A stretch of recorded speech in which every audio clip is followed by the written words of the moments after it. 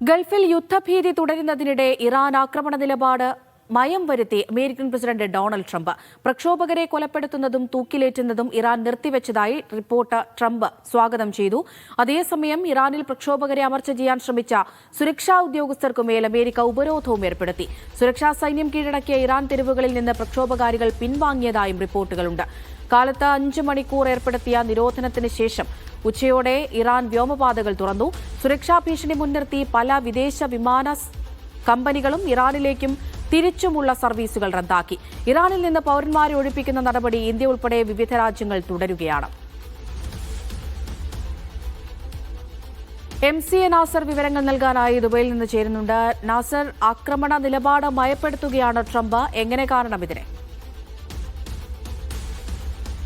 അമൃത, തീർച്ചയായിട്ടും പിന്നിട്ട് 24 മണിക്കൂറിനുള്ളിൽ വളരെ അടിസ്ഥാനപരമായിട്ടുള്ളൊരു മാറ്റം തന്നെയാണ് ട്രംപിൻ്റെ പ്രതികരണങ്ങളിൽ നമ്മൾ കാണുന്നത്. ഇന്നലെ രാത്രിയാണ് ഇറാൻ ഈ വധശിക്ഷ നടപടികളിൽ നിന്ന് പിൻവലിയുന്നതായിട്ടുള്ള റിപ്പോർട്ട് തനിക്ക് ലഭിച്ചിരിക്കുന്നത്. അതിൻ്റെ അടിസ്ഥാനത്തിൽ താൻ സൂക്ഷ്മമായി അത് വിലയിരുത്തി വരികയാണെന്ന് വ്യക്തമാക്കി.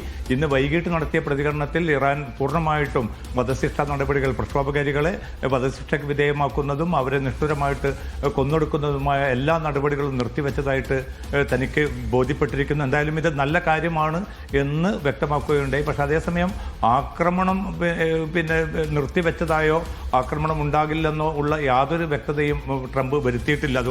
അതുകൊണ്ട് തന്നെ ആ ഒരു യുദ്ധഭീതി എന്നത് പൂർണ്ണമായിട്ടും മാറി എന്ന് പറയാനാവില്ല. കാരണം ഇറാനെ സംബന്ധിച്ചിടത്തോളം ഇന്ന് രാവിലെ ഏതാണ്ട് 5 മണിക്കൂർ നേരമാണ് ഇറാന്റെ വ്യോമപാതകൾ അടച്ചിട്ടത്.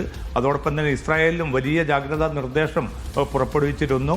അവിടെയുള്ള ഇന്ത്യക്കാർ ഉൾപ്പെടെയുള്ളവരോട് പരമാവധി ജാഗ്രത പുലർത്താനുള്ള നിർദ്ദേശം ഇന്ത്യ ഉൾപ്പെടെയുള്ള രാജ്യങ്ങളും നൽകിയിട്ടുണ്ട്. അപ്പോൾ ഇസ്രായേലിലും ഇറാനിലും ഏറെക്കുറെ ഈ ഒരു യുദ്ധഭീതി നിലനിൽക്കുന്ന ഒരു സാഹചര്യം തന്നെയുണ്ട്. പക്ഷേ മേഖലയിൽ പൊതുവായിട്ട് ഒരു പൊടുന്നനെയുള്ള ഒരു ആക്രമണം ഇറാന് നേർക്ക് അമേരിക്ക നടത്താൻ സാധ്യതയില്ല എന്ന ഒരു വിലയിരുത്തലിലേക്കാണ് ഇപ്പോൾ എത്തിയിരിക്കുന്നത്. പക്ഷേ ഔദ്യോഗികമായിട്ടുള്ള ഒരു പ്രതികരണം ഇനി ട്രംപിൻ്റെ ഭാഗത്തു നിന്നുണ്ടായെങ്കിൽ മാത്രമേ ഇക്കാര്യത്തിൽ കൂടുതൽ വ്യക്തത വരികയുള്ളൂ. US സെനറ്റർ ലിൻസി ഗ്രാമിൻ്റെ ഒരു പ്രതികരണം അല്പം മുമ്പ് വന്നിട്ടുണ്ട്. അദ്ദേഹം പറയുന്നത് ഇറാന് നേരെയുള്ള ആക്രമണത്തിൽ നിന്ന് ട്രംപ് പിന്തിരിഞ്ഞതായിട്ടുള്ള വാർത്ത തികച്ചും അടിസ്ഥാനരഹിതമാണ് എന്നാണ്. അതിൻ്റെ അർത്ഥം നിലവിൽ ഒരു പൂർണ്ണമായിട്ടുള്ള ഒരു തീരുമാനത്തിലേക്ക് ട്രംപ് ഭരണകൂടം ഇനിയും എത്തിച്ചേർന്നിട്ടില്ല. അതുകൊണ്ട് തന്നെ ഈ ആശങ്ക നിലനിൽക്കുന്നത് കൂടി മുൻനിർത്തിക്കൊണ്ടാണ് ഏതൊരു സാഹചര്യത്തെയും നേരിടാൻ തങ്ങളുടെ സേന സജ്ജമാണെന്ന് അല്പം മുമ്പ് ഇറാനിലെ സൈനിക നേതൃത്വം വ്യക്തമാക്കിയിരിക്കുന്നത്.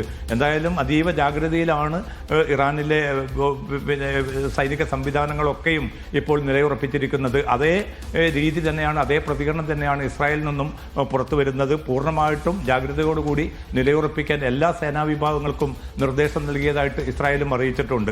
എന്തായാലും അടുത്ത 1-2 ദിവസത്തിനുള്ളിൽ ഇക്കാര്യത്തിൽ അമേരിക്കൻ പ്രസിഡന്റ് തന്നെ ഒരുപക്ഷെ കൂടുതൽ വ്യക്തതയുള്ള ഒരു പ്രതികരണം നടത്തുമെന്ന പ്രതീക്ഷയാണ് ഇപ്പോൾ രൂപപ്പെട്ടിരിക്കുന്നത്. അമൃത, നാസർ, അതുപോലെ തന്നെ ഇറാൻ വ്യോമപാതയൊക്കെ ഈ സംഭവത്തെ തുടർന്ന് അടച്ചിട്ടുണ്ടായിരുന്നു. അതൊക്കെ പഴയപടി ആയിട്ടുണ്ടോ? വ്യോമപാതകൾ തുറക്കുന്ന ഒരു ഘട്ടത്തിലേക്കൊക്കെ നിലവിൽ കടന്നിട്ടുണ്ടോ? അവിടുന്ന് വ്യോമപാത പുനരാരംഭിച്ചിട്ടുണ്ട്. പക്ഷേ അതേസമയം പല വിമാന സർവീസുകളും ഇറാനിലേക്കും തിരിച്ചുമുള്ളത് തൽക്കാലം ഈ സ്ഥിതിഗതികൾ ശാന്തമായതിനു ശേഷം മാത്രം നടത്തിയാൽ മതിയെന്ന തീരുമാനത്തിലാണ് വിവിധ വിമാന കമ്പനികൾ ഏർപ്പെട്ടിരിക്കുന്നത്. അതോടൊപ്പം തന്നെ പല വിമാനങ്ങളും ഈ ഇറാന്റെയും ഇറാഖിൻ്റെയും വ്യോമാതിർത്തി ടച്ച് ചെയ്യാതെ ആണ് ഇപ്പോൾ സർവീസ് നടത്തിക്കൊണ്ടിരിക്കുന്നത്. കാരണം ഈ സ്ഥിതിഗതികൾ ഏത് സമയവും അപകടകരമായ ഒരു അവസ്ഥ നിലനിൽക്കുന്നുണ്ട്. അമേരിക്കയുടെ ഭാഗത്തു നിന്നുള്ളൊരു ആക്രമണം ഉണ്ടാകുമോ ഇല്ലയോ എന്നത് സംബന്ധിച്ച കൂടുതൽ ഒരു വ്യക്തത വരുന്നത് വരെ തൽക്കാലം ഈ വ്യോമാതിർത്തി മറികടന്നുകൊണ്ട് യാത്ര ചെയ്യാനാണ് മിക്ക വിമാന കമ്പനികളും ഇപ്പോൾ തീരുമാനിച്ചിരിക്കുന്നത്. അത് ഒരു യാത്രാ ദൈർഘ്യം വർദ്ധിപ്പിക്കുന്നുണ്ട്. അതോടൊപ്പം തന്നെ ടിക്കറ്റ് നിരക്കിലും വലിയ തോതിൽ മാറ്റം വരുന്ന ഒരു സാഹചര്യമുണ്ട് എന്ന റിപ്പോർട്ടുകൾ കൂടി പുറത്തു വരുന്നുണ്ട്. എന്തായാലും സ്ഥിതിഗതികൾ ഇപ്പം മുമ്പുള്ള പിന്നിട്ട ഒരു 18 ദിവസത്തോളമായി തുടരുന്ന പ്രക്ഷോഭത്തിന് വലിയ തോതിൽ കുറവ് വന്നിട്ടുണ്ട് എന്ന റിപ്പോർട്ടുകളാണ് ഇറാനിലെ വിവിധ പ്രവിശ്യകളിൽ നിന്ന് നമുക്ക് ലഭ്യമായിക്കൊണ്ടിരിക്കുന്നത്. പക്ഷേ നാസർ, ഇപ്പോൾ ആക്രമണത്തിന് അല്ലെങ്കിൽ നേരത്തെ ഉണ്ടായിരുന്ന സ്ഥിതികൾക്ക് ചെറിയൊരു അയവ് വന്നു എന്ന് പറയുമ്പോഴും പൂർണ്ണമായും സമാധാനത്തിലേക്ക് എത്തിയെന്ന് നമുക്ക് ആശ്വസിക്കാൻ കഴിയില്ല. നിലവിൽ ഈ ഒരു ഘട്ടത്തിൽ നമുക്കറിയാം പല രാജ്യങ്ങളും അവിടെയുള്ള ആളുകളെ, പൗരന്മാരെയൊക്കെ ഒഴിപ്പിക്കുന്ന ഒരു തീരുമാനത്തിലേക്കൊക്കെ കടന്നിട്ടുണ്ടായിരുന്നു. ആ നടപടികൾ ഇപ്പോഴും തുടരുന്ന ഒരു സാഹചര്യം തന്നെയാണോ? അപ്പോൾ തീർച്ചയായിട്ടും, കാരണം ഇന്ത്യയാണ് ഇതിൽ തുടക്കത്തിൽ തന്നെ ഇന്ത്യൻ പൗരന്മാരോട് പൂർണ്ണമായിട്ടും ഇറാനിൽ നിന്ന് ലഭ്യമായിട്ടുള്ള യാത്രാ സൗകര്യങ്ങൾ ഉപയോഗപ്പെടുത്തി പെട്ടെന്ന് തന്നെ മടങ്ങണമെന്ന നിർദ്ദേശം നൽകിയത്. മിക്ക യൂറോപ്യൻ രാജ്യങ്ങളിലും തങ്ങളുടെ പൗരന്മാർക്കും നയതന്ത്ര പ്രതിനിധികൾക്കുമൊക്കെ ഇറാനിൽ നിന്ന് ഉടൻ തന്നെ മടങ്ങാനുള്ള നിർദ്ദേശം നൽകി. ചിലരൊക്കെ പ്രത്യേക വിമാന സർവീസുകൾ തന്നെ അതിനായിട്ട് ഏർപ്പെടുത്തിയിരുന്നു. എന്തായാലും ആ പ്രക്രിയ തുടർന്നുകൊണ്ടിരിക്കുകയാണ്. അപ്പോൾ പൂർണ്ണമായിട്ടും ഒരു യുദ്ധരഹിതമായിട്ടുള്ള ഒരു സാഹചര്യം ഉണ്ടാകുമോ എന്നെ സംബന്ധിച്ച ഒരു അവ്യക്തത ഇപ്പോൾ പോലും തുടരുകയാണ്. കാരണം അമേരിക്കൻ പ്രസിഡന്റിന്റെ ഒരു പ്രതികരണം ഇന്ന് അർദ്ധരാത്രി വീണ്ടും വരാൻ സാധ്യതയുണ്ടെന്ന റിപ്പോർട്ടുകളാണ് പുറത്തു വരുന്നത്. തൽക്കാലം ഇറാനെതിരെയുള്ള ആക്രമണം നിർത്തിവെച്ചതായിട്ട് അമേരിക്കൻ പ്രസിഡന്റ് അറിയിക്കാത്ത ഒരു സാഹചര്യത്തോളം ഈ യുദ്ധഭീതി എന്തായാലും നിലനിൽക്കും. പക്ഷേ മേഖലയിൽ കാര്യമായിട്ടുള്ള സൈനിക സംവിധാനങ്ങളോ സൈനിക മുന്നൊരുക്കങ്ങളോ നടക്കുന്നതായിട്ടുള്ള റിപ്പോർട്ടുകൾ ഇന്ന് പുറത്തു വന്നിട്ടില്ല. ഖത്തറിലെ അൽ ഉദൈദ് വ്യോമതാവളം, ആ വ്യോമതാവളത്തിൽ മാത്രം 10,000-ലേറെ അമേരിക്കൻ സൈനികരാണ് നിലയുറപ്പിച്ചിരിക്കുന്നത്.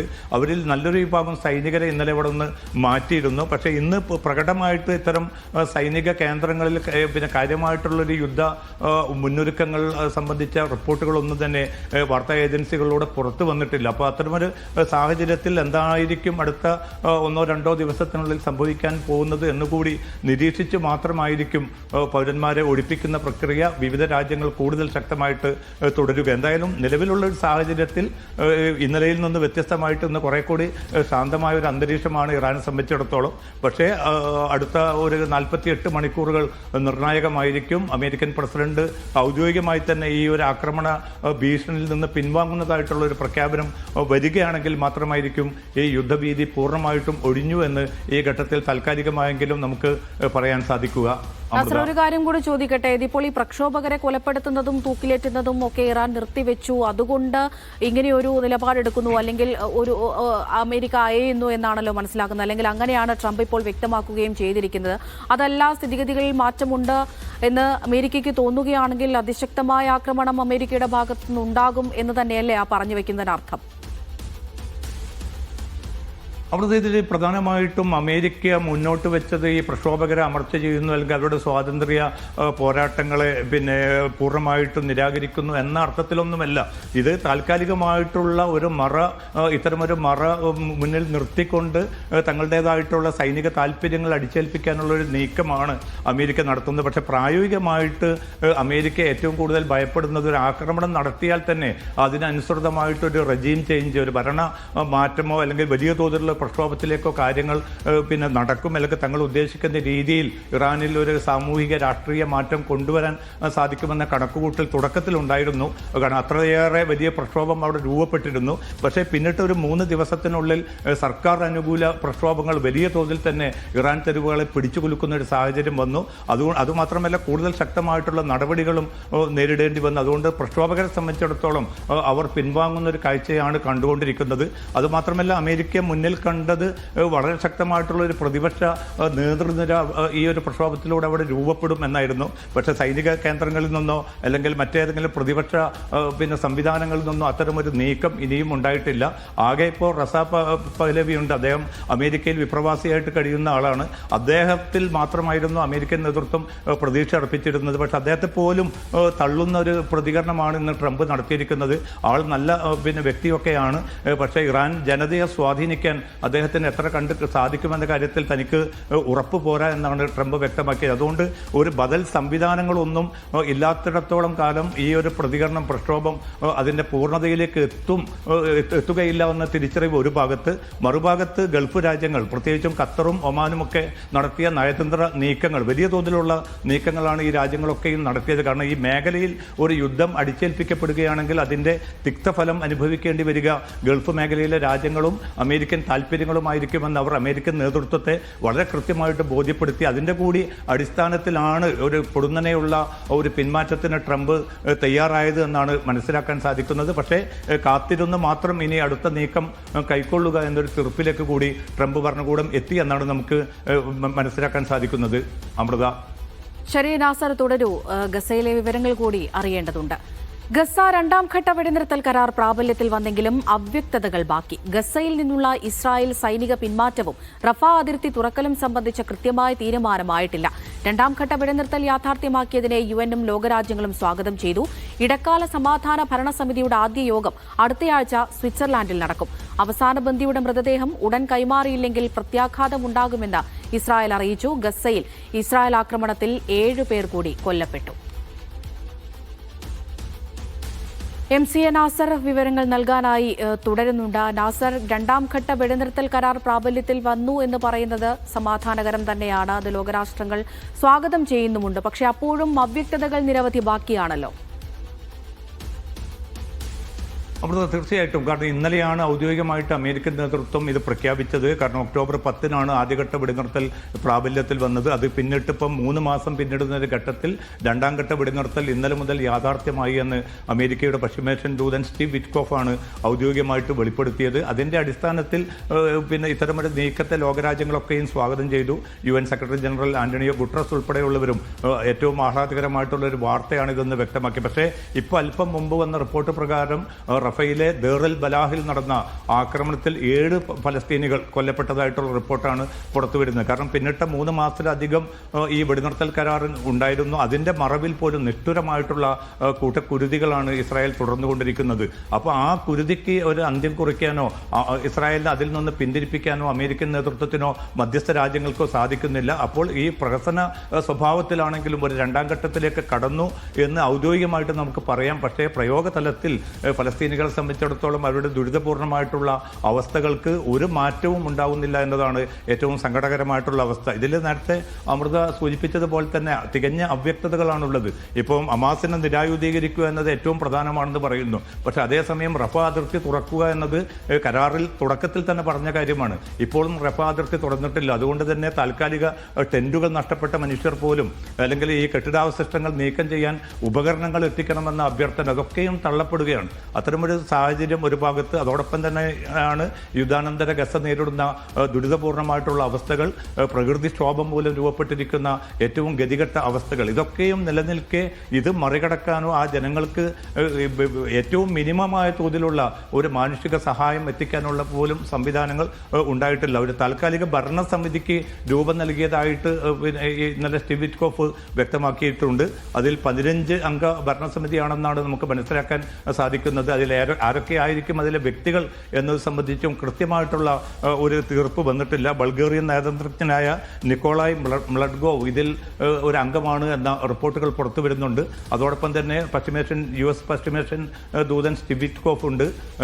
അമേരിക്കൻ വൈറ്റ് ഹൗസ് ഉപദേശകനും ട്രംപിന്റെ മരുമകനുമായ ജറദ് കുഷ്നർ ഈ സമിതിയിൽ ഉൾപ്പെടുന്നുണ്ട്. അങ്ങനെ 15 പേരുൾപ്പെട്ട ഈ സമിതിക്ക് ഹമാസും അതോടൊപ്പം തന്നെ ഇസ്രായേലും അംഗീകാരം നൽകിയതായിട്ടുള്ള റിപ്പോർട്ടുകളാണ് പുറത്തു വരുന്നത്. അപ്പോൾ ഭരണം അവരിലേക്ക് മാറുക എന്നത് ഇതിൻ്റെ ആദ്യഘട്ടം മാത്രമാണ്. പക്ഷേ തുടർന്നുള്ള ഘട്ടങ്ങൾ ഏതൊക്കെയായിരിക്കും? ഹമാസിൻ്റെ നിരായുധീകരണം നടക്കുമ്പോൾ തന്നെ അന്താരാഷ്ട്ര സേനയുടെ വിന്യാസം എപ്പോൾ നടക്കും, ഏത് സ്വഭാവത്തിലായിരിക്കും എന്നത് സംബന്ധിച്ച പല ചോദ്യങ്ങൾക്കും കൃത്യമായിട്ടുള്ള ഉത്തരം ചോദ്യങ്ങൾ ഇപ്പോഴും നിരവധിയാണ്.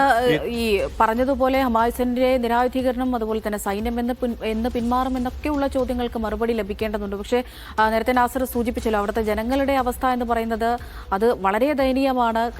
അവശ്യ സംവിധാനങ്ങളൊന്നും തന്നെയില്ല, ഭക്ഷണമില്ല, വെള്ളമില്ല, അങ്ങനെ വലിയ അർത്ഥത്തിൽ അവർ കഷ്ടപ്പെടുകയാണ്. അപ്പോൾ അവർക്ക് അത്യാവശ്യ കാര്യങ്ങളൊക്കെ ലഭ്യമാകേണ്ടതുണ്ട്. ഈ റഫ അതിർത്തി തുറക്കുന്ന കാര്യത്തിലെങ്കിലും ഒരു തീരുമാനമാകേണ്ടതല്ലേ നാസർ?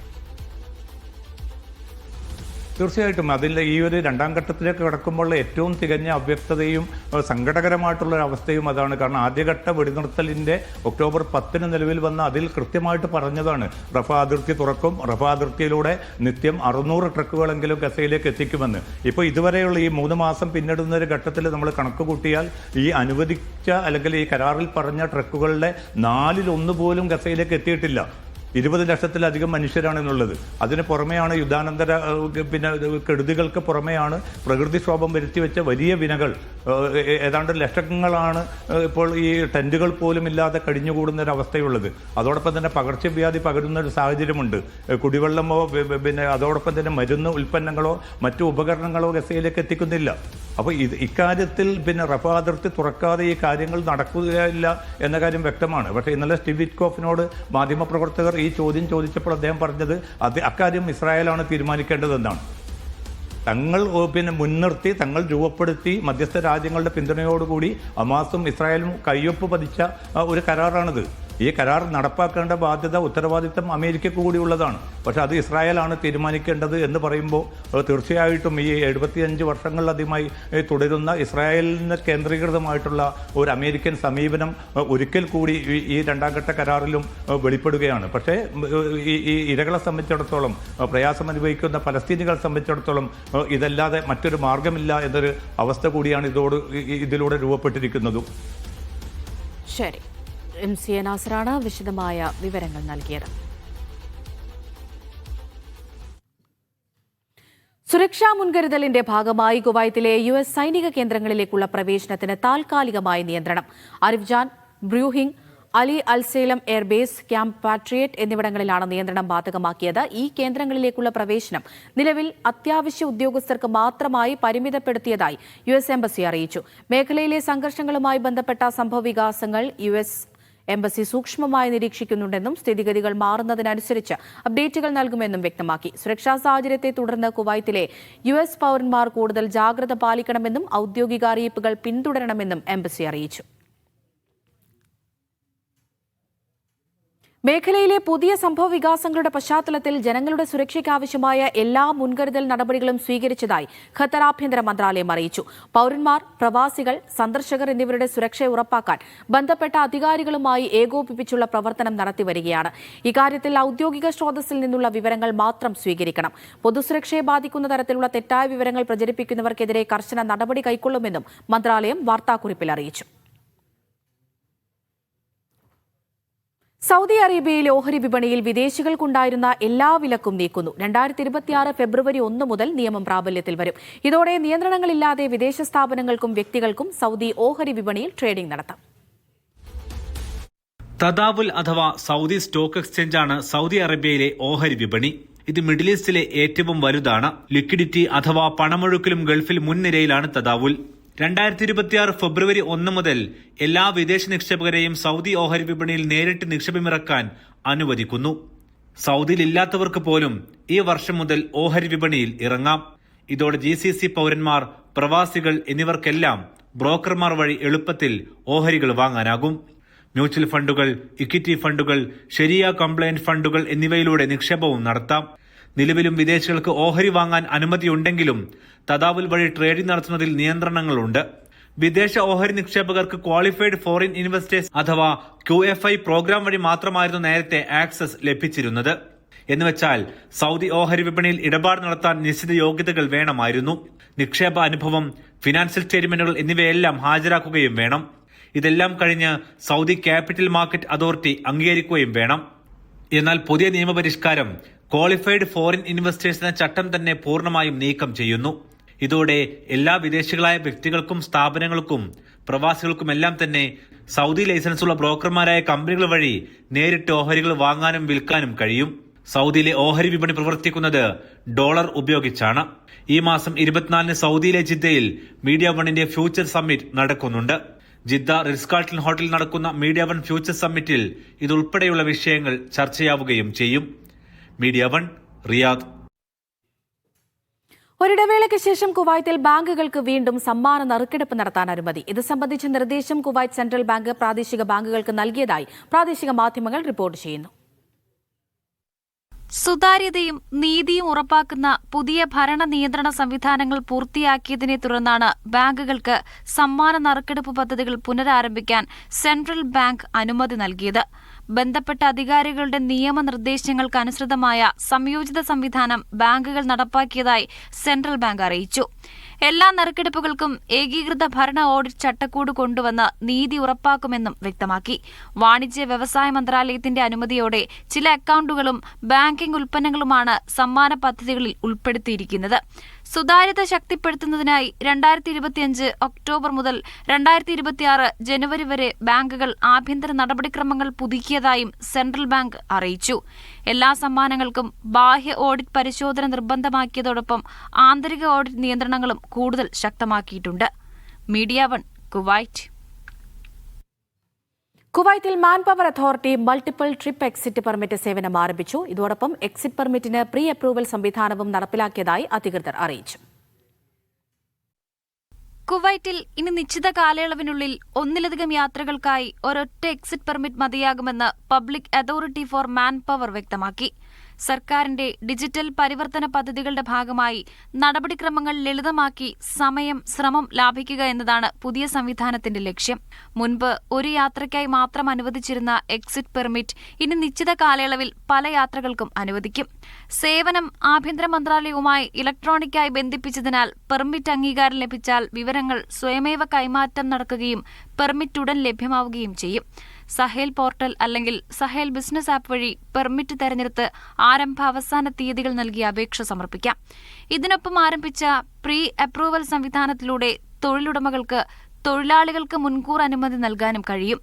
പ്രീ അപ്രൂവൽ സജീവമാക്കിയാൽ തൊഴിലാളി അപേക്ഷ നൽകിയ ഉടൻ പെർമിറ്റ് സ്വയമേവ അനുവദിക്കും. ആവശ്യമായാൽ ഇത് ഏതു സമയവും പിൻവലിക്കാനോ റദ്ദാക്കാനോ സാധിക്കുമെന്ന് അധികൃതർ വ്യക്തമാക്കി. Media 1, Kuwait. ദുബൈയിലെ തിരക്കേറിയ മെട്രോ സ്റ്റേഷനായ ബുർജ് ഖലീഫ ദുബൈ മാൾ വിപുലീകരിക്കുന്നു. സ്റ്റേഷന്റെ ശേഷി 65% വർദ്ധിപ്പിക്കാനാണ് തീരുമാനം. ഇത് സംബന്ധിച്ച് ദുബൈ റോഡ് ട്രാൻസ്പോർട്ട് അതോറിറ്റിയും ഇമാർ പ്രോപ്പർട്ടീസും ധാരണയായി. അവധി ദിവസങ്ങളിലും ആഘോഷ ദിനങ്ങളിലും യാത്രക്കാരാൽ വീർപ്പുമുട്ടുന്ന മെട്രോ സ്റ്റേഷനാണ് ദുബൈയിലെ ബുർജ് ഖലീഫ ദുബൈ മാൾ. വികസന പദ്ധതി പൂർത്തിയാകുമ്പോൾ സ്റ്റേഷന്റെ മൊത്തം വിസ്തീർണം 6700 ചതുരശ്ര മീറ്ററിൽ നിന്ന് 8500 ചതുരശ്ര മീറ്ററായി ഉയരും. മണിക്കൂറിൽ യാത്രക്കാരുടെ ശേഷി 7250 നിന്ന് 12320 ആകും. ദിവസേന കൈകാര്യം ചെയ്യാനാകുന്ന യാത്രക്കാരുടെ എണ്ണം 2.2 ലക്ഷമായി വർദ്ധിക്കും. കോൺകോഴ്സ് പ്ലാറ്റ്ഫോം ഏരിയകൾ വികസിപ്പിക്കും. പുതിയ എസ്കലേറ്ററുകളും ലിഫ്റ്റുകളും വരും. യാത്രക്കാരുടെ നീക്കം വേഗത്തിലാക്കാൻ പ്രത്യേക എൻട്രി എക്സിറ്റ് ഗേറ്റുകളും വരും. നിരക്ക് ഈടാക്കാൻ കൂടുതൽ ഫെയർ ഗേറ്റുകളും സ്ഥാപിക്കുമെന്ന് അധികൃതർ പറഞ്ഞു. Media 1, Dubai. ശൈത്യകാലത്തെ ഏറ്റവും തണുപ്പേറിയ സമയമായി അറിയപ്പെടുന്ന ഷബാത്ത് സീസണ് ഖത്തറിൽ തുടക്കം. അതിശൈത്യം 26 ദിവസം നീണ്ടുനിൽക്കും. ഇക്കാലയളവിൽ താപനില കുറയുകയും രാത്രിയിലും പുലർച്ചെയും കഠിനമായ തണുപ്പ് അനുഭവപ്പെടുകയും ചെയ്യും. ശൈത്യകാലത്തിന്റെ പാരമ്യമായാണ് ഷബാത്ത് സീസൺ കണക്കാക്കപ്പെടുന്നത്. ഈ സമയത്ത് ആകാശം മേഘാവൃതമാകുകയും ഇടയ്ക്കിടെ മഴ പെയ്യുകയും ചെയ്യും. മൂടൽമഞ്ഞിനും ശക്തമായ ശീതക്കാറ്റിനും സാധ്യതയുണ്ട്. രാത്രികാലങ്ങളിലും പുലർച്ചെയും പുറത്തിറങ്ങുന്നവർ ആവശ്യമായ മുൻകരുതൽ സ്വീകരിക്കണം. ഈ വാരാന്ത്യത്തിൽ കഠിനമായ തണുപ്പിനും കാറ്റിനും സാധ്യതയുള്ളതായി കാലാവസ്ഥാ വകുപ്പ് അറിയിച്ചു. ഇന്ന് പുലർച്ചെ ദോഹ ഉൾപ്പെടെ രാജ്യത്തിന്റെ വിവിധ മേഖലകളിൽ നേരിയ മഴ ലഭിച്ചു. 15 ഡിഗ്രി സെൽഷ്യസ് ആണ് വ്യാഴാഴ്ച രാജ്യത്ത് റിപ്പോർട്ട് ചെയ്ത ഏറ്റവും കുറഞ്ഞ താപനില. കൂടിയ താപനില 23 ഡിഗ്രി സെൽഷ്യസ്. പ്രതികൂല കാലാവസ്ഥ കണക്കിലെടുത്ത് തൊഴിലുടമകൾ ജാഗ്രത പാലിക്കണമെന്ന് ഖത്തർ തൊഴിൽ മന്ത്രാലയം ആവശ്യപ്പെട്ടു. തൊഴിലിടങ്ങളിലെ ആരോഗ്യ സുരക്ഷാ മാനദണ്ഡങ്ങൾ കർശനമായി പാലിക്കണമെന്നും ആവശ്യമായ സുരക്ഷാ ഉപകരണങ്ങളും ക്രമീകരണങ്ങളും ഒരുക്കണമെന്നും അധികൃതർ നിർദ്ദേശിച്ചു. Media 1, Doha. മൂത്രാശയ ക്യാൻസറിന് ചികിത്സിക്കാനുള്ള പുതിയ മരുന്നിന് അനുമതി നൽകി സൗദി ഫുഡ് ആൻഡ് ഡ്രഗ് അതോറിറ്റിയുടേതാണ് തീരുമാനം. അമേരിക്കയും ബ്രിട്ടനും ഇതിനകം ഈ മരുന്നിന് പൂർണ്ണ അനുമതി നൽകിയിട്ടുണ്ട്. ആൻറ്റീവ എന്ന പേരിലാണ് പുതിയ മരുന്ന് വികസിപ്പിച്ചിട്ടുള്ളത്. മൂത്രാശയ ക്യാൻസർ ചികിത്സയാണ് ലക്ഷ്യം. പ്രായപൂർത്തിയായ രോഗികൾക്കായിരിക്കും മരുന്ന് ഉപയോഗിക്കാൻ കഴിയുക. ശസ്ത്രക്രിയ ഒഴികെ മറ്റ് ചികിത്സാ മാർഗങ്ങളില്ലാത്ത രോഗികൾക്കായിരിക്കും മരുന്ന് ഗുണം ചെയ്യുക. മൂത്രാശയ രോഗത്തിനുള്ള BCG വാക്സിൻ പ്രതികരിക്കാത്ത സാഹചര്യത്തിലാണ് പുതിയ മരുന്ന് ഉപയോഗിക്കുക. ബയോഫാർമ കമ്പനിയുടെ നേതൃത്വത്തിലായിരിക്കും വിതരണം. അമേരിക്കയും ബ്രിട്ടനും ഇതിനകം ഈ മരുന്നിന് പൂർണ്ണാനുമതി നൽകിയിട്ടുണ്ട്. യൂറോപ്യൻ യൂണിയനിൽ നിബന്ധനാപരമായ അനുമതിയും നിലനിൽക്കുന്നുണ്ട്. Vishal Cherpulassery, media 1, Riyadh. കേരളത്തിനായി പിരിച്ച പ്രളയ ഫണ്ട് വകമാറ്റിയ ഒമാനിലെ ഇന്ത്യൻ സ്കൂൾ ബോർഡിന്റെ നടപടിയിൽ പ്രതിഷേധം ശക്തം. ബോർഡിന്റെ നടപടി ഞെട്ടിക്കുന്നതാണെന്നും കൃത്യമായ അന്വേഷണം വേണമെന്നും രക്ഷിതാക്കൾ ആവശ്യപ്പെട്ടു. കേരളത്തിനായി പിരിച്ച 2012 പ്രളയ ഫണ്ട് ഇന്ത്യൻ സ്കൂൾ വകമാറ്റിയ നടപടിക്കെതിരെ രക്ഷിതാക്കളിലും പ്രവാസി സമൂഹത്തിൽ പ്രതിഷേധം ശക്തമാവുകയാണ്. ബോർഡിന്റെ നടപടി ഞെട്ടിക്കുന്നതാണെന്ന് രക്ഷിതാക്കൾ പറയുന്നു. നടന്നത് ബോർഡിന്റെ തന്നിഷ്ടമാണെന്നും രാജിവെച്ച് അന്വേഷണം നേരിടണമെന്നും രക്ഷിതാക്കൾ ആവശ്യപ്പെട്ടു. തന്നിഷ്ടമനുസരിച്ച് അവർ വകമാറ്റി മറ്റ് കാര്യങ്ങൾക്ക് വേണ്ടിയിട്ട് ഈ തുക ഉപയോഗിച്ചു എന്നുള്ള ഞെട്ടിക്കുന്ന ഒരു വാർത്തയാണ് നമ്മൾ കേൾക്കാൻ സാധിച്ചത്. ഇത് യാതൊരു കാരണവശാലും നമുക്ക് അംഗീകരിക്കാവുന്നതല്ല. ഇത് കൃത്യവിലോപമാണെന്നും ഉത്തരവാദിത്തമില്ലായ്മയാണെന്നും ഭരണത്തിൽ ഉണ്ടായിരിക്കുന്ന ഒരു വീഴ്ചയാണോ എന്നുള്ളത് നമുക്ക് രക്ഷകർത്താക്കൾക്ക് നിസ്സങ്കേതം നമുക്ക് പറയാൻ സാധിക്കും. പ്രളയ ഫണ്ട് വകമാറ്റിയതിലൂടെ വിദ്യാർത്ഥികൾക്ക് എന്ത് സന്ദേശമാണ് ബോർഡ് നൽകുന്നതെന്നും രക്ഷിതാക്കൾ ചോദിക്കുന്നുണ്ട്. ഇന്ത്യൻ സ്കൂൾ വിദ്യാർത്ഥികളിൽ നിന്ന് സമാഹരിച്ച തുക ഇന്ത്യൻ സ്കൂൾ ബോർഡ് വകമാറ്റി ചെലവഴിച്ചത് വളരെ പ്രതിഷേധാർഹമായ ഒരു നടപടിയാണ്. ഇത് വളരെ തെറ്റായ ഒരു സന്ദേശമാണ് വളർന്നു വരുന്ന വിദ്യാർത്ഥി സമൂഹത്തിന് നൽകുന്നത്. കേരളത്തിലെ പ്രളയത്തിലെ ദുരിതബാധിതർക്ക് കൈത്താങ്ങായാണ് ഒമാനിലെ ഇന്ത്യൻ സ്കൂളിലെ വിദ്യാർത്ഥികളും അധ്യാപകരും തുക പിരിച്ചെടുത്തത്. നിലവിൽ ഇന്ത്യൻ സ്കൂളുകളിലെ വിവിധ ആവശ്യങ്ങൾക്കായി തുക ചെലവഴിച്ചെന്നും ബോർഡ് ചെയർമാൻ സെയ്ദ് സൽമാൻ കഴിഞ്ഞ ദിവസമാണ് വെളിപ്പെടുത്തിയത്. ഏകദേശം 23,000 റിയാലാണ് പിരിച്ചെടുത്തത്. ബന്ധപ്പെട്ട മന്ത്രാലയങ്ങളുടെ അനുമതിയോടെ ഇന്ത്യൻ സോഷ്യൽ ക്ലബ്ബാണ് പ്രളയ ഫണ്ട് ശേഖരണത്തിന് മുന്നിൽ നിന്നത്. Media 1 Muscat. കുവൈത്തിൽ രാജ്യവ്യാപകമായി പരീക്ഷണാർത്ഥം എമർജൻസി സൈറൺ മുഴങ്ങും. ജനുവരി 19 തിങ്കളാഴ്ച രാവിലെ 10 മണി മുതൽ രാജ്യത്തിന്റെ വിവിധ ഭാഗങ്ങളിൽ സൈറൺ മുഴക്കുമെന്ന് ആഭ്യന്തര മന്ത്രാലയം അറിയിച്ചു. അടിയന്തര സാഹചര്യങ്ങളിൽ സൈറണുകളുടെ കാര്യക്ഷമത പരിശോധിക്കുന്നതിന്റെ ഭാഗമായാണ് ദേശീയ സൈറൺ ടെസ്റ്റ് സംഘടിപ്പിക്കുന്നത്. ഇത്തരത്തിലുള്ള സൈറൺ പരിശോധനകൾ ഓരോ മാസവും ആദ്യ തിങ്കളാഴ്ച രാവിലെ 10 മണിക്ക് പതിവായി നടത്തുമെന്നും മന്ത്രാലയം കൂട്ടിച്ചേർത്തു.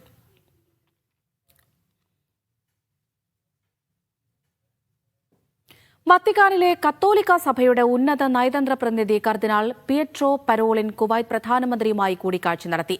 ബയാൻ കൊട്ടാരത്തിൽ നടന്ന കൂടിക്കാഴ്ചയിൽ മന്ത്രിമാരും മുതിർന്ന ഉദ്യോഗസ്ഥരും പങ്കെടുത്തു.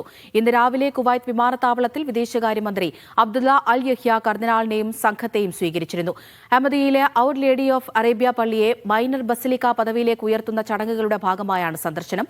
മൈനർ ബസിലിക്ക പ്രഖ്യാപനത്തിന്റെ ഔദ്യോഗിക ചടങ്ങ് നാളെ പള്ളിയിൽ നടക്കും. ചടങ്ങിന് കർദിനാൾ നേതൃത്വം നൽകും. അറേബ്യൻ ഉപദ്വീപിൽ മൈനർ ബസിലിക്ക പദവി ലഭിക്കുന്ന ആദ്യ ദേവാലയം ഔർ ലേഡി ഓഫ് അറേബ്യ പള്ളിയാണെന്ന് അധികൃതർ വ്യക്തമാക്കി. തിരികെ വാർത്തകളിലേക്ക്. ഹെൻലി പാസ്പോർട്ട് സൂചികയിൽ 57ാം റാങ്കിലെത്തിയ ഒമാൻ പാസ്പോർട്ട്. പുതിയ കണക്കുകൾ പ്രകാരം ഒമാൻ പാസ്പോർട്ട് കൈവശമുള്ളവർക്ക് 85 രാജ്യങ്ങളിലേക്ക് വിസയില്ലാതെ യാത്ര ചെയ്യാം. Europe, Asia, Africa, middle east രാജ്യങ്ങൾ, അൽബേനിയ, അർമേനിയ തുടങ്ങി നിരവധി രാജ്യങ്ങൾ ഇതിൽ ഉൾപ്പെടുന്നു. സിംഗപ്പൂരാണ് പട്ടികയിൽ 1ാം സ്ഥാനത്തുള്ളത്. ഗൾഫ് രാജ്യങ്ങളുടെ പട്ടികയിൽ UAE ആണ് 1ാമത്.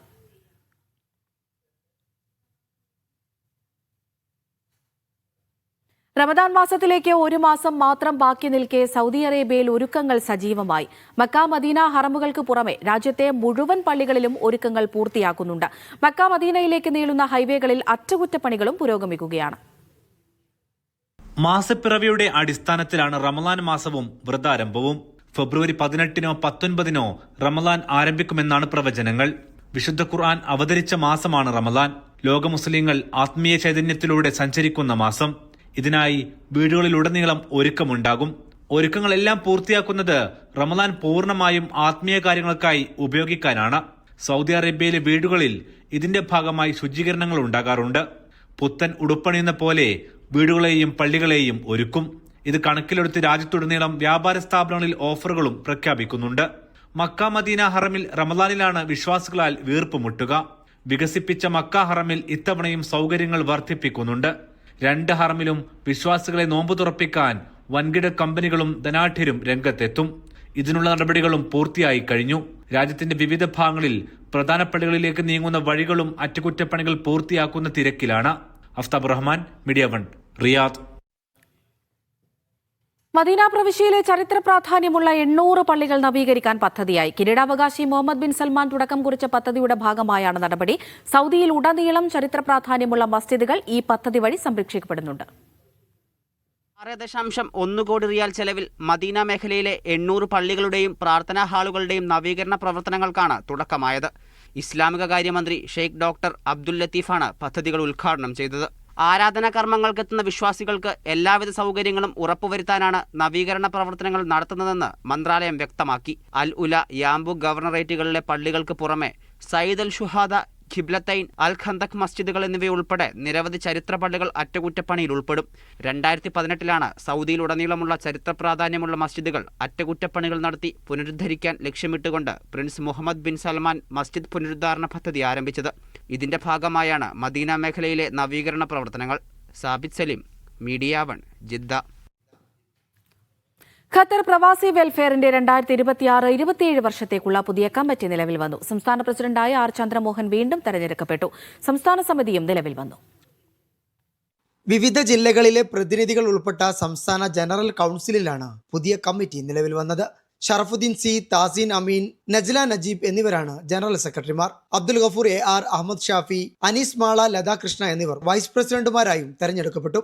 റഹീം എങ്ങേരി, സഞ്ജയ് ചെറിയാൻ, മക്ബൂൽ അഹമ്മദ്, സജ്ന സാക്കി, നിഹാസ് എറിയാഡ്, റബി സമാൻ, ഷുഹൈബ് അബ്ദുറഹ്മാൻ എന്നിവർ സെക്രട്ടറിമാരാണ്. വെൽഫെയർ പാർട്ടി സംസ്ഥാന വൈസ് പ്രസിഡന്റ് KA ഷഫീഖ് തെരഞ്ഞെടുപ്പിന് നേതൃത്വം നൽകി. 10 വർഷമായി ഖത്തറിലെ സാമൂഹിക സാംസ്കാരിക മേഖലകളിൽ സജീവ സാന്നിധ്യമായ പ്രവാസി വെൽഫെയറിന് ഇന്ത്യൻ എംബസിക്ക് കീഴിലെ ഇന്ത്യൻ കൾച്ചറൽ സെന്ററിന്റെ അഫിലിയേഷനും കേരള സർക്കാരിന് കീഴിലുള്ള നോർക്ക റൂട്ട്സിന്റെ അംഗീകാരവുമുണ്ട്. Media 1 Doha. ജീവയെ നായകനാക്കി മലയാളിയായ നിതീഷ് സഹദേവൻ സംവിധാനം ചെയ്ത തമിഴ് ചിത്രം തലൈവർ തമ്പി തലൈമയിൽ കേരളത്തിലെ 100 തിയേറ്ററുകളിൽ പ്രദർശനത്തിനെത്തും. നിർമ്മാണത്തിലിരിക്കുന്ന തന്റെ 13 സിനിമകളിൽ 3 എണ്ണം മലയാളത്തിലായിരിക്കുമെന്ന് നിർമ്മാതാവ് കണ്ണൻ രവി ദുബൈയിൽ വാർത്താസമ്മേളനത്തിൽ പറഞ്ഞു. ഫാലിമി എന്ന ചിത്രത്തിലൂടെ ശ്രദ്ധേയനായ നിതീഷ് സഹദേവന്റെ ആദ്യ തമിഴ് ചിത്രമാണ് TTT അഥവാ തലൈവർ തമ്പി തലൈമയിൽ. രാഷ്ട്രീയ ആക്ഷേപഹാസ്യ സിനിമയാണെങ്കിലും ഒരു കട്ടുമില്ലാതെയാണ് സിനിമ സെൻസറിംഗ് പൂർത്തിയാക്കിയതെന്ന് നിർമ്മാതാവും ദുബൈയിലെ വ്യവസായിയുമായ കണ്ണൻ രവി പറഞ്ഞു.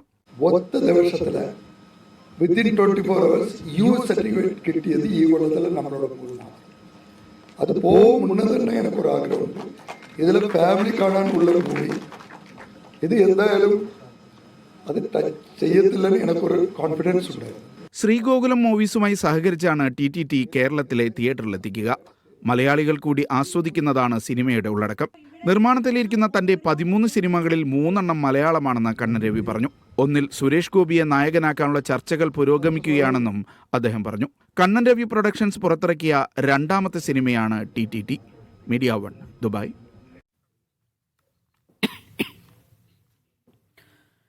Indo Oman international film festival February 2 മുതൽ 8 വരെ മസ്കത്തിലെ അവന്യൂസ് മാളിൽ നടക്കും. ഇന്ത്യ ഒമാൻ നയതന്ത്ര ബന്ധത്തിന്റെ 70ാം വാർഷികാഘോഷത്തിന്റെ ഭാഗമായാണ് ഫെസ്റ്റിവൽ.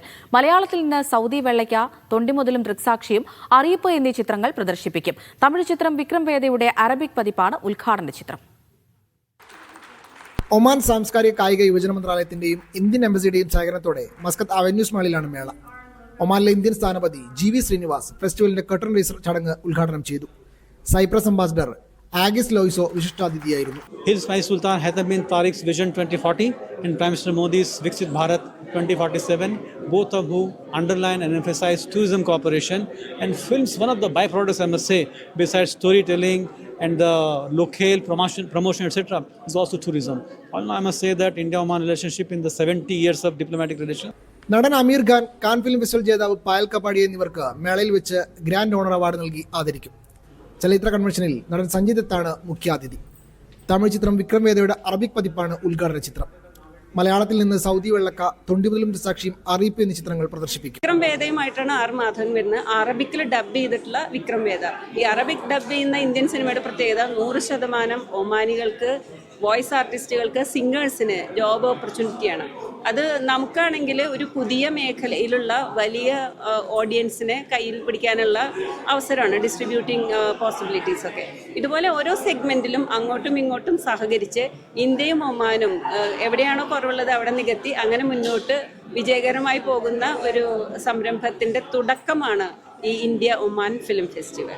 മേളയിൽ പ്രാദേശിക പ്രതിഭകൾക്കായി learn and shoot with masters എന്ന പരിശീലന പരിപാടിയും സംഘടിപ്പിക്കുന്നുണ്ട്. സ്വദേശികൾക്കും പ്രവാസികൾക്കുമായി ഷോർട്ട് ഫിലിം മത്സരവും മേളയുടെ ഭാഗമായുണ്ട്. Media 1 Muscat. പിന്നണി ഗാനരംഗത്ത് 44 വർഷം പൂർത്തിയാക്കിയ ഗായകൻ MG ശ്രീകുമാറിന് ഷാർജയിൽ ആദരം. എമിറേറ്റ്സ് മലയാളി അസോസിയേഷൻ വാർഷികാഘോഷ ചടങ്ങിലാണ് ഗായകനെ ആദരിച്ചത്. Sharjah Indian association president Nizar Thalangara പൊതുസമ്മേളനം ഉദ്ഘാടനം ചെയ്തു. P. ഷാജിലാൽ അധ്യക്ഷത വഹിച്ചു. വിവിധ മേഖലകളിൽ മികവ് തെളിയിച്ച വ്യക്തികളെയും ചടങ്ങിൽ ആദരിച്ചു.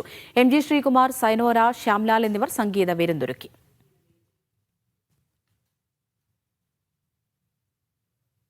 ഓൺലൈനായി സ്വർണ്ണത്തിൽ നിക്ഷേപിക്കാൻ അവസരം നൽകുന്ന UAE-യിലെ O Gold ആപ്പ് സ്വർണം കറൻസിയായി ഉപയോഗിക്കാനും സൗകര്യം നൽകും. മാസ്റ്റർ കാർഡുമായി ചേർന്നാണ് ദൈനംദിന ആവശ്യങ്ങൾക്ക് സ്വർണ്ണത്തിൽ നിന്ന് ചെലവഴിക്കാൻ സംവിധാനമൊരുങ്ങുന്നത്. ഡിജിറ്റലായി സ്വർണത്തിൽ നിക്ഷേപിക്കാൻ ഉപയോഗിക്കുന്ന O Gold ഇനി മുതൽ ലൈഫ് സ്റ്റൈൽ സൂപ്പർ ആപ്പ് ആയിരിക്കുമെന്ന് സംരംഭകർ പറയുന്നു. ആപ്പിൽ നിക്ഷേപമായി സൂക്ഷിക്കുന്ന സ്വർണം വിൽക്കാതെ തന്നെ ദൈനംദിന ആവശ്യത്തിന് പണമായി ഉപയോഗിക്കാൻ ഓഗോൾഡിൽ ഇനി സൗകര്യമുണ്ടാകും. മവാരിദ് ഫിനാൻസും മാസ്റ്റർ കാർഡുമായി ചേർന്നാണ് സംവിധാനം അവതരിപ്പിക്കുന്നത്. സ്വർണ്ണ നിക്ഷേപം മാസ്റ്റർ കാർഡിലെ ബാലൻസ് ആക്കി മാറ്റാനും അത് കടകളിൽ മറ്റും ഉപയോഗിക്കാനും സൗകര്യമുണ്ടാകും. മാസ്റ്റർ കാർഡ് ഉപഭോക്താക്കൾക്ക് നൽകുന്ന വിലക്കിഴിവും ആനുകൂല്യങ്ങളും ഉപഭോക്താക്കൾക്ക് ലഭിക്കുമെന്ന് ഓഗോൾഡ് അധികൃതർ പറഞ്ഞു. Media 1 Dubai. യുഎയിലെ പ്രമുഖ ഫയർ ആൻഡ് സേഫ്റ്റി കമ്പനിയായ മാഫ് ഫയർ മിഡിൽ ഈസ്റ്റ് അന്താരാഷ്ട്ര നിർമ്മാതാക്കളുമായി കൂടിക്കാഴ്ച നടത്തി. ദുബായിൽ നടക്കുന്ന ഇന്റർസെക് എക്സിബിഷനിലാണ് ഔദ്യോഗിക കൂടിക്കാഴ്ച നടന്നത്. ദുബായ് വേൾഡ് ട്രേഡ് സെന്ററിൽ നടന്ന ഇന്റർസെക് എക്സിബിഷനിലായിരുന്നു യുഎയിലെ പ്രമുഖ ഫയർ ആൻഡ് സേഫ്റ്റി കമ്പനിയായ മാഫ് അധികൃതർ അന്താരാഷ്ട്ര നിർമ്മാതാക്കളുമായി കൂടിക്കാഴ്ച നടത്തിയത്. All the new products and existing product they are displaying, and our end users like customers, project teams all are coming here, and we are showing all the products like this. We are displaying and we are sharing the technology, what is the new technology, how it's work, what is the possibility for the new upcoming years. This all we are discussing, and of course this business happening here based on that only this all happening. Defender, Clever Lights, Newmans എന്നിവ ഉൾപ്പെടെയുള്ള പ്രമുഖ fire and safety ബ്രാൻഡുകളുമായാണ് Maf ടീമിന്റെ ആശയവിനിമയം നടന്നത്. ഇത്തരം വേദികൾ ഭാവി ബിസിനസ് സാധ്യതകളെ മെച്ചപ്പെടുത്താൻ സഹായകരമാണെന്ന് Maf fire Middle East chief marketing officer Suhail Sulaiman പറഞ്ഞു. ഫയർ ആൻഡ് സേഫ്റ്റിനെ സംബന്ധിച്ചിടത്തോളം ഏറ്റവും വലിയ എക്സിബിഷനാണിത്. അപ്പോൾ ഇവിടെ തന്നെ അഡ്വാൻസ്ഡ് ആയിട്ടുള്ള ടെക്നോളജി, പുതിയ ടെക്നോളജീനെ പറ്റിയിട്ട് ഇൻട്രൊഡ്യൂസ് ചെയ്യാനും അതേപോലെ തന്നെ നമ്മളുടെ പ്രൊഡക്ട്സ് ഡിസ്പ്ലേ ചെയ്യാനുള്ള ഒരു ഓപ്പർച്യൂണിറ്റിയാണ്. ഇപ്പോൾ നമ്മളുടെ സപ്ലയേഴ്സ് ഫ്രം ചൈന, അതേപോലെ തന്നെ യൂറോപ്പ്, അവരൊക്കെ ഇവിടെ പാർട്ടിസിപ്പൻസ് ചെയ്യുന്നുണ്ട്. അപ്പോൾ അവരുടെ പ്രൊഡക്ട്സ് ഒക്കെ നമുക്ക് കാണാനും അത് എക്സ്പീരിയൻസ് ചെയ്യാനുള്ള ഒരു വലിയൊരു ഇവൻ്റാണിത്. ഫയർ ആൻഡ് സേഫ്റ്റി, പുതിയ സാങ്കേതിക വിദ്യകൾ, ഭാവിയിലെ സഹകരണ സാധ്യതകൾ തുടങ്ങിയ വിഷയങ്ങളിൽ നിർമ്മാതാക്കളുമായുള്ള ചർച്ചകൾ മാഫ് ഫയർ മിഡിൽ ഈസ്റ്റിന്റെ ആഗോള വ്യവസായ ബന്ധങ്ങൾ ശക്തിപ്പെടുത്തുന്നതിനും മേഖലയിലെ സാങ്കേതിക മുന്നേറ്റങ്ങൾ മനസ്സിലാക്കുന്നതിനും സഹായകമായതായും അദ്ദേഹം കൂട്ടിച്ചേർത്തു. Media 1 Dubai.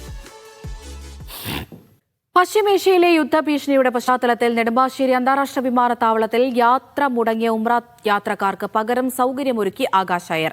നാളെ വൈകിട്ട് 5:30 വിമാനത്തിന് ടിക്കറ്റ് നൽകി. അതുവരെ താമസ സൗകര്യവും കമ്പനി ഏർപ്പെടുത്തി. 46 തീർത്ഥാടകരുടെ യാത്രയാണ് മുടങ്ങിയത്. വിമാനം പുറപ്പെടുന്നതിന് തൊട്ട് മുൻപാണ് വിവിധ കാരണങ്ങൾ പറഞ്ഞ് ആകാശ് എയർ യാത്ര റദ്ദ് ചെയ്തത്.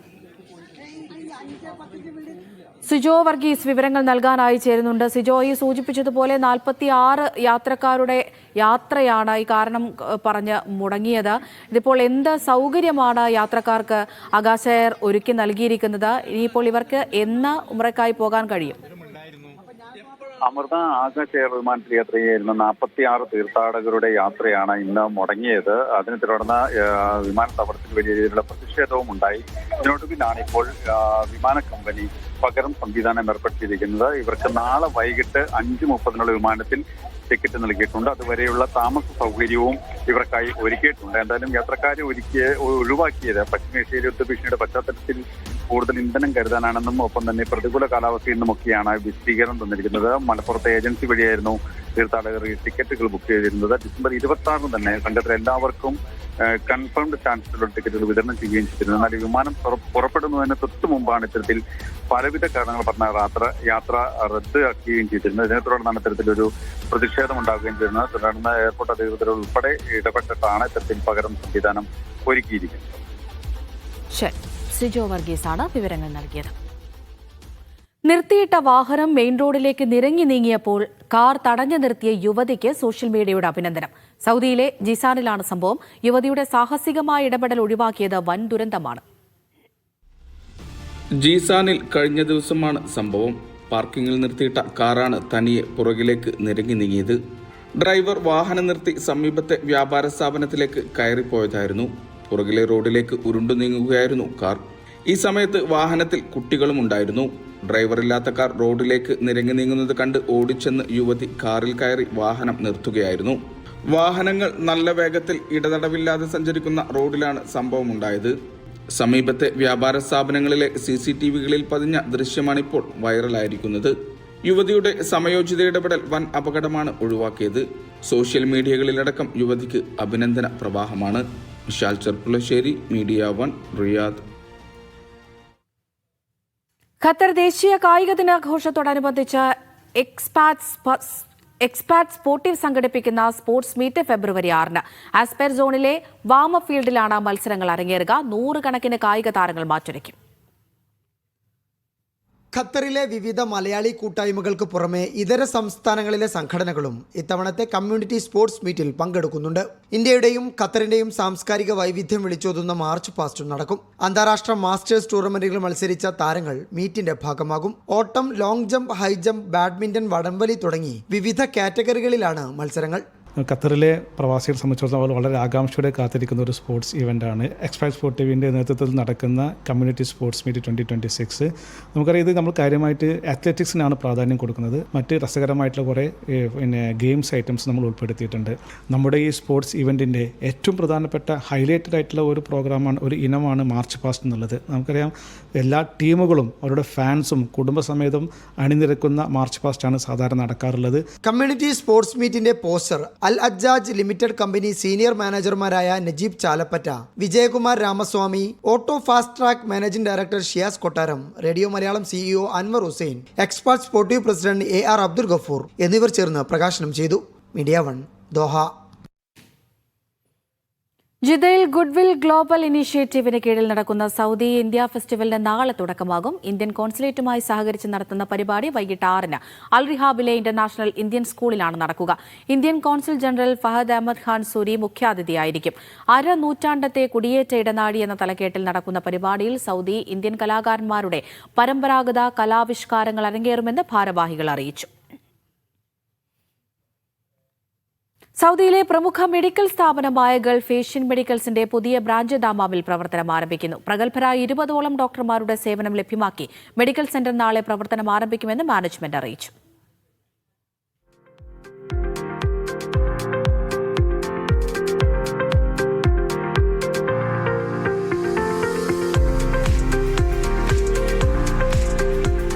സൗദിയിലെ ആതുര സേവന രംഗത്തെ പ്രമുഖരായ ഗൾഫ് ഏഷ്യൻ മെഡിക്കൽ ഗ്രൂപ്പിന്റെ പുതിയ ബ്രാഞ്ച് ദമാമിൽ പ്രവർത്തനം ആരംഭിക്കുന്നു. ദമാം ദാന സെന്ററിൽ 3 നിലകളിലായി സജ്ജീകരിച്ച ബ്രാഞ്ചിന്റെ ഉദ്ഘാടനം നാളെ വൈകിട്ട് നടക്കുമെന്ന് മാനേജ്മെന്റ് അറിയിച്ചു. പ്രഗത്ഭരായ 20ഓളം ഡോക്ടർമാരുടെ സേവനം, അത്യാധുനിക ലാബ് സൗകര്യം, വിദഗ്ധ പരിശോധനാ കേന്ദ്രം, ഫിസിയോതെറാപ്പി സെന്റർ, ഫാർമസി, ഇക്കാമ, ബലദീയ പരിശോധന കേന്ദ്രം തുടങ്ങി ആധുനിക ചികിത്സാ രംഗത്തെ എല്ലാ സൗകര്യങ്ങളോടും കൂടിയാണ് സെന്റർ പ്രവർത്തനം ആരംഭിക്കുന്നത്. ഉദ്ഘാടന വേളയിൽ പ്രവിശ്യയിലെ വിവിധ സർക്കാർ വകുപ്പുകളുടെ മേധാവികൾ സംബന്ധിക്കും. ഉദ്ഘാടനത്തോടനുബന്ധിച്ച് പ്രത്യേക നിരക്കിളവുകളും ലഭ്യമാക്കിയിട്ടുണ്ട്.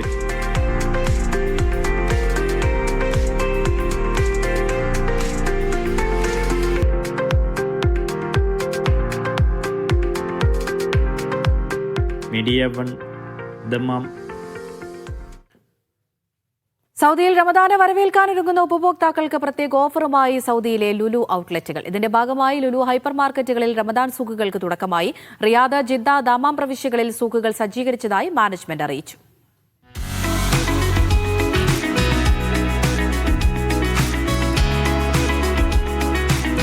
റമദാനെ വരവേൽക്കാനൊരുങ്ങുന്ന സൗദിയിലെ ഉപഭോക്താക്കൾക്ക് പ്രത്യേക ഓഫർ ഒരുക്കി സൗദി ലുലു ഹൈപ്പർ മാർക്കറ്റ്. ഇതിന്റെ ഭാഗമായി രാജ്യത്തെ ലുലു ഔട്ട്ലെറ്റുകളിൽ റമദാൻ സൂക്കുകൾക്ക് തുടക്കമായി. റിയാദ്, ജിദ്ദ, ദമ്മാം പ്രവിശ്യകളിലെ ലുലു ബ്രാഞ്ചുകളിൽ സേവനം ലഭ്യമാണ്. സൗദിയുടെ പരമ്പരാഗത രീതിയിലും ശൈലിയിലുമാണ് സൂക്കുകൾ രൂപകൽപ്പന ചെയ്തിരിക്കുന്നത്. സൂക്കിൽ ഗ്രോസറി, വീട്ടുപകരണങ്ങൾ, ഇലക്ട്രോണിക്സ്, ഫാഷൻ, ഡിജിറ്റൽ ഉൽപ്പന്നങ്ങൾക്ക് വിപുലമായ ഓഫറും ഒരുക്കിയിട്ടുണ്ട്.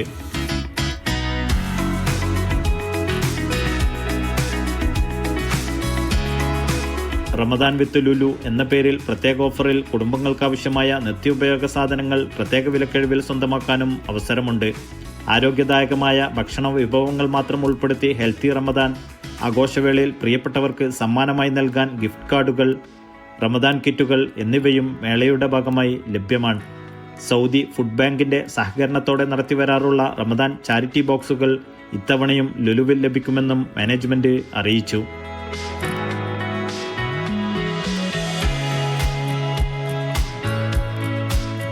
Media 1 Dammam. മസ്കത്തിലെ അമീറാത്തിലെ അപ്പാർട്ട്മെന്റിൽ നിന്ന് സ്വർണ്ണാഭരണങ്ങൾ മോഷ്ടിച്ച സംഭവത്തിൽ 3 പേരെ അറസ്റ്റ് ചെയ്ത് റോയൽ ഒമാൻ പോലീസ്. അറബ് പൗരനാണ് അപ്പാർട്ട്മെന്റിൽ അതിക്രമിച്ചു കയറി സ്വർണ്ണാഭരണങ്ങൾ കവർന്നത്. തുടർന്ന് നടത്തിയ അന്വേഷണത്തിൽ മോഷ്ടിച്ച ആഭരണങ്ങൾ വിൽക്കാൻ സഹായിച്ച 2 സ്ത്രീകളെയും പോലീസ് പിടികൂടി.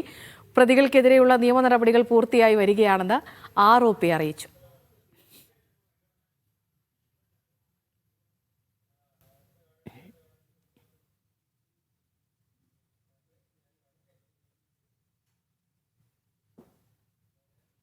മറ്റ് ഗൾഫ് വാർത്തകൾ ചുരുക്കത്തിൽ നോക്കാം.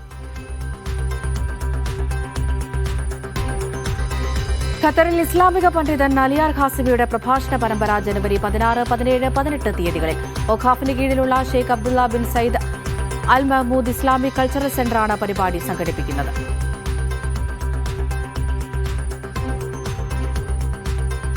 ഫോക്കസ് ഇന്റർനാഷണൽ ഖത്തർ റീജിയൻ 1 വർഷം നീണ്ടുനിന്ന 20ാം വാർഷികാഘോഷങ്ങൾക്ക് വെള്ളിയാഴ്ച സമാപനം. ഖത്തർ ഫൗണ്ടേഷനിലെ ഔസച്ച് ഓഡിറ്റോറിയത്തിൽ നെക്സ്റ്റ് എന്ന പേരിലാണ് പരിപാടി. സമാപന സമ്മേളനത്തിൽ നജീബ് കാന്തപുരം MLA മുഖ്യാതിഥിയാകും. ഖത്തർ ദേശീയ കായിക ദിനത്തോടനുബന്ധിച്ച് ഇൻകാസ് പാലക്കാട് ജില്ലാ കമ്മിറ്റി സംഘടിപ്പിക്കുന്ന ബാഡ്മിന്റൺ ടൂർണമെന്റിന്റെ പോസ്റ്റർ VD സതീശൻ പ്രകാശനം ചെയ്തു. സ്മാഷ് ഫിയസ്റ്റ മത്സരങ്ങൾ ഫെബ്രുവരി 13 ദോഹയിലെ ഹാമിൽട്ടൺ സ്കൂൾ ഇൻഡോർ സ്റ്റേഡിയത്തിൽ.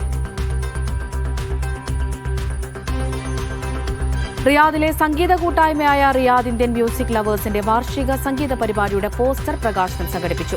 സിനിമാ പിന്നണി ഗായകരായ നജിം അർഷാദ്, അനുശ്രീ എന്നിവരാണ് മുഖ്യാതിഥികൾ. ബഹ്റൈനിലെ താമസക്കാരിൽ ചിലരുടെ ഫോണിൽ വന്ന ജാഗ്രതാ സന്ദേശത്തിൽ പരിഭ്രാന്തരാകേണ്ടതില്ലെന്ന് അധികൃതർ. സന്ദേശം ടെസ്റ്റ് സെൽ ബ്രോഡ്കാസ്റ്റ് മെസ്സേജാണെന്നും ലഭിച്ച സന്ദേശത്തിന്റെ ഭാഗമായി നടപടികളൊന്നും തന്നെ ആവശ്യമില്ലെന്നും അധികൃതർ. 2024 ബഹ്റൈനിൽ 1400-ലധികം പുതിയ ക്യാൻസർ കേസുകളും 4547 ഡയാലിസിസ് രോഗികളും രജിസ്റ്റർ ചെയ്തതായി ആരോഗ്യ മന്ത്രാലയം. 1230 ക്യാൻസർ കേസുകൾ ബഹ്റൈൻ പൌരന്മാർക്കിടയിലും 171 കേസുകൾ പ്രവാസികൾക്കിടയിലുമാണ് റിപ്പോർട്ട് ചെയ്തത്. UAE-യിലെ ഉമുൽ ഖുവൈനിൽ വിവിധ ഭാഷക്കാരായ 101 ഗായകരെ അണിനിരത്തി റെക്കോർഡ് ലക്ഷ്യവുമായി ഗീത് മാല. ഈ മാസം 18-ന് ഗീത് മാല പരിപാടിയുടെ പുതിയ സീസണിലാണ് റെക്കോർഡ് നേട്ടത്തിനായി ശ്രമം നടക്കുക എന്ന് സംഘാടകർ അറിയിച്ചു. സൗദി ദമാം പ്രവാസി വെൽഫെയർ റീജിയണൽ കമ്മിറ്റി രക്തദാന ക്യാമ്പ് സംഘടിപ്പിച്ചു. കിങ് ഫഹദ് സ്പെഷ്യാലിറ്റി ആശുപത്രിയുമായി സഹകരിച്ച് നടത്തിയ ക്യാമ്പിൽ 100-ലേറെ പേർ രക്തം നൽകി പങ്കാളികളായി. ദമാം ട്രിവാൻഡ്രം ക്രിക്കറ്റ് പ്രീമിയർ ലീഗിന്റെ ഭാഗമായി ട്രോഫി ലോഞ്ചിങ്ങും ജേഴ്സി പ്രകാശനവും സംഘടിപ്പിച്ചു. കായിക ബിസിനസ് രംഗത്തുള്ളവർ സംബന്ധിച്ചു.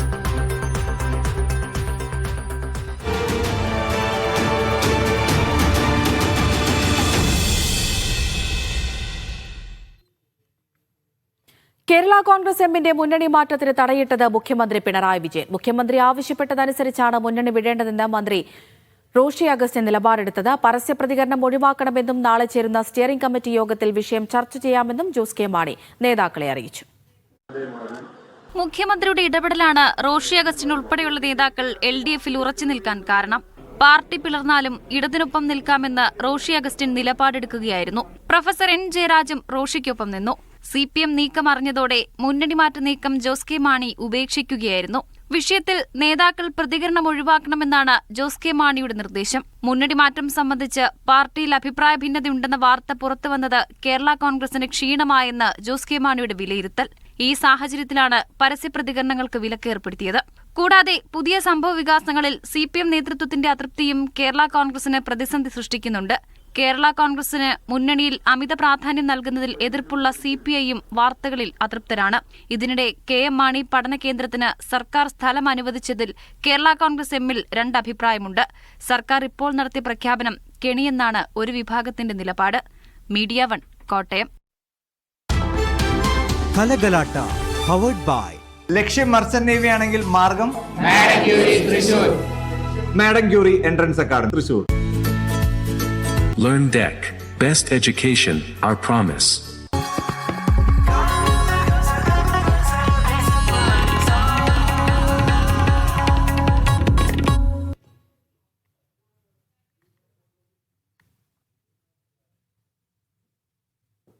ഹൈസ്കൂൾ വിഭാഗം പഞ്ചവാദി മത്സരത്തിൽ 14 ടീമുകൾ മത്സരിച്ചപ്പോൾ അതിൽ ഒരേ ഒരു പെൺപടയേ ഉണ്ടായിരുന്നുള്ളൂ. അത് കണ്ണൂരിന്റെ പെൺപടയായിരുന്നു. ആ പെൺപടയുടെ മേളം കേൾക്കാം. പാവാട, മുല്ലപ്പൂ, ജിമിക്കി. ഏതാ ഐറ്റം? സംഘഗാനാണോ? ദേശഭക്തി ഗാനം? അപ്പോൾ പിന്നെ വന്ദേമാതരമായിരിക്കും. ആയി ശരി. പിന്നെ ഇപ്പോൾ ഏതാ നിങ്ങളുടെ വേണ്ടേ? പറയലപ്പാ സർപ്രൈസാ. ഇവര് കണ്ണൂരത്ത് പുലിക്കുട്ടികളാണ്. ഒരു സീന് സാധനമായിട്ടാണ് വന്നത്. അതേതാ ഇവൻ്റെതല്ലേ? കാണിക്കാം.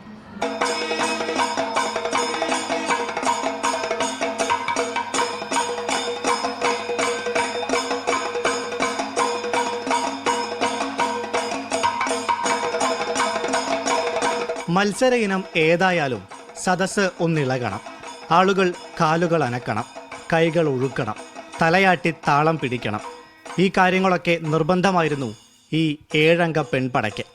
അങ്ങനെ വാദ്യങ്ങളെല്ലാം എടുത്ത് അവർ 7 പേരും പഞ്ചവാദ്യം കൊട്ടാൻ ആരംഭിച്ചു.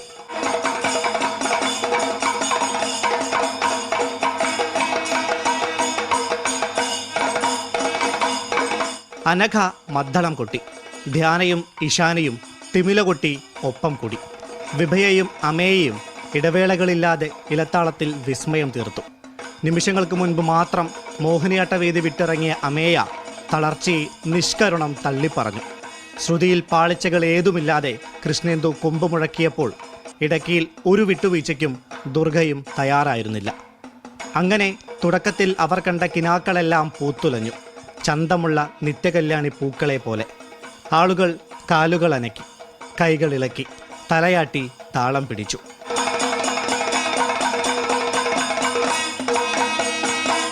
അന്തരീക്ഷം അനുകൂലമെന്ന് കണ്ടപ്പോൾ ബാക്കി വെച്ച ഊർജമെല്ലാം സംഭരിച്ച് അവർ കൊട്ടിക്കയറി. തുടക്കം മുതൽ ഒടുക്കം വരെ ഒപ്പം നിന്ന കാണികൾക്ക്, കൈയടിച്ചവർക്ക്, താളം പിടിച്ചവർക്ക്, പിന്നെ ഈ വേദിയിലെത്തിച്ച ഗുരുക്കന്മാർക്ക്, അങ്ങനെ എല്ലാവർക്കും നന്ദി പറഞ്ഞ് അവർ സദസ്സിനെ വണങ്ങി കൊട്ടവസാനിപ്പിച്ചു.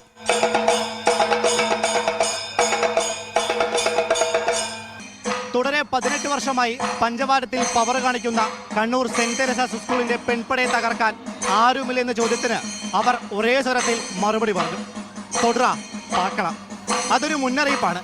പെണ്ണാധിപത്യത്തിനെ തകർക്കാൻ ഇനിയും ആരെയും സമ്മതിക്കില്ല എന്ന മുന്നറിയിപ്പ്. ക്യാമറ പേഴ്സൺ ബിപിൻ ജെയിംസിനൊപ്പം അരുൺരാജ്, മീഡിയ 1. ഇനി നമുക്ക് പോയിന്റ് നിലയൊന്ന് പരിശോധിക്കാം. ഇന്നിപ്പോൾ കലോത്സവത്തിന്റെ 2ാം ദിവസം പൂർത്തിയായിരിക്കുകയാണ്. അപ്പോൾ 477 പോയിന്റുമായി കണ്ണൂർ ജില്ലയാണ് പോയിന്റ് പട്ടികയിൽ 1ാം സ്ഥാനത്തുള്ളത്. തൊട്ട് പിന്നിൽ തന്നെ കോഴിക്കോട് ജില്ലയുണ്ട്. 473 പോയിന്റുമായി കോഴിക്കോട് 2ാം സ്ഥാനത്ത്. 2 പോയിന്റ് മാത്രം പിന്നിൽ തൃശൂർ ജില്ല 3ാം സ്ഥാനത്ത് നിൽക്കുന്നു. പാലക്കാട് ജില്ല 4ാം സ്ഥാനത്ത് 463 പോയിന്റ് നേടിയിട്ടുണ്ട്. തിരുവനന്തപുരം ജില്ലയാണ് 5ാം സ്ഥാനത്തുള്ളത്. കൊല്ലം ജില്ലയാണ് 6ാം സ്ഥാനത്തുള്ളത്.